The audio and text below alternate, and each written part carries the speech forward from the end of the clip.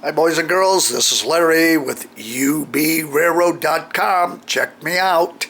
Hey, today's little video I'm going to show you how to make boards and actual shake shingles like you see on this engine house. All of my wood that I use are those 6-foot cedar slats, the old fence. I go to the fence companies, I get my wood absolutely free, and then I cut it down. And you can see how nice this turns out. The wood is already weathered, so it's all as natural could be, and it looks absolutely great. Let me show you, here's some of the boards. You get an idea of what the boards look like. Here's some that came from the inside of the board that weren't textured. You kind of see how that looks on the old Jack Daniels wood manufacturing.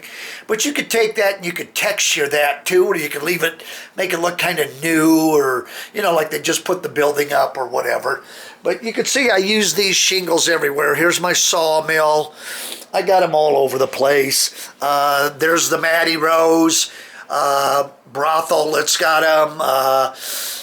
Engine house way back up in there has I use this type of wood for everything. Number one, it's free, so you can't beat free. You go pick it up, you cut it down, and now I'm going to take you out into the big shop, and I'm going to show you what I do to cut it down here. So give me a minute, and I'll be right back with you. Just a second. Okay, I'm back. It's kind of cold out here, but anyway, here's what I do is I go to the fence companies and I get these great cedars. This is off of an old fence. Look how good that is. It's textured, weathered, it's everything. Generally speaking, in the Omaha area, these are roughly 5/8 inch. Sometimes you'll find 1/2 inch, but most of the time they're 5/8. So it works perfect. So then what I do is after I'm ready to cut some boards or shingles or what have you, sometimes I cut them down. You know, you don't have to. I run them 6 feet through, but this one's broke, which is fine. And then what I do is I'll set this in my table saw and I just trim the edge off. And I do it, and when I'm all done, you get this great board like this. I mean, this is great. You can bend them a little bit. You can do all kinds of cool stuff with it. If you want to make a shingle, you just clip them at about an inch, inch and a quarter. They work perfect, okay? To get this thinness, sometimes, depending on your table saw, you may not get zero clearance. So a simple way to get zero clearance is just simply lower your saw, take a piece of duct tape, run it across where the blade is, turn it on, let it come up and cut it. And you'll get a perfect zero, what they call a zero insert plate, without spending the money for one.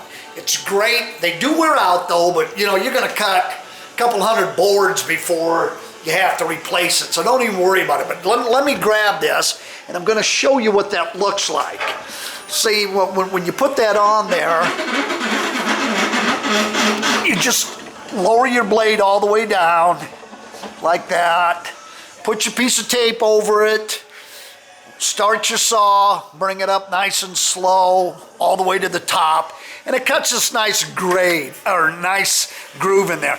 And you can see I get zero clearance on that. And when I'm all done, this is the side of the size of board I generally use.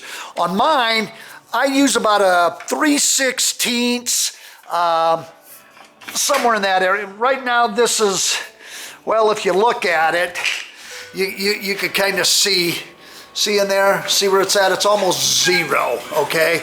But that's what I do. And you can practice on this. Don't worry about it if you screw up the wood. You can always get more. It's free wood. You don't have to worry about it. This is a real simple way of making these gorgeous boards that you can use for anything. I use them for or for traffic crossings. I use them for all my buildings. I use them for shingles, board and bat siding. Sometimes I'll even you know, take these boards, and here, let me show you. I'll break this real quick.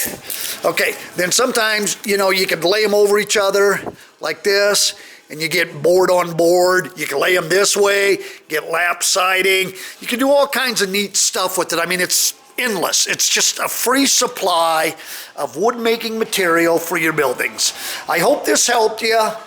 Check out my website if you got any questions or need any answers. Feel free to email me and get back to me. I really appreciate it. Thanks, guys. This is Larry. Goodbye.